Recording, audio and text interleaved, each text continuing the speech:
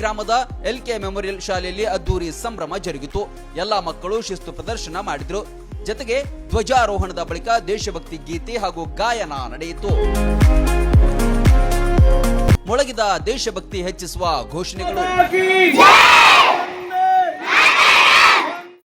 ಇದು 80ನೇ ಸ್ವಾತಂತ್ರ್ಯೋತ್ಸವದ ಸಡಗರ.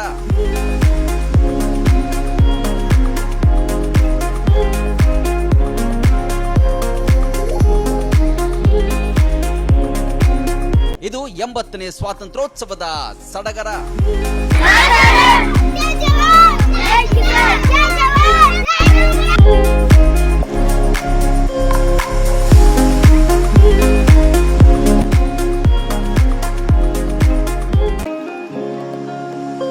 ಜನಪ್ರಿಯ ರನ್ ಟಿವಿಯಲ್ಲಿ ಸಂಸ್ಥಾಪಕರಾದ ಚಂದ್ರಶೇಖರ್ ಪಮ್ಮಾರ್ ಅವರು ಧ್ವಜಾರೋಹಣ ಗೈದ್ರು.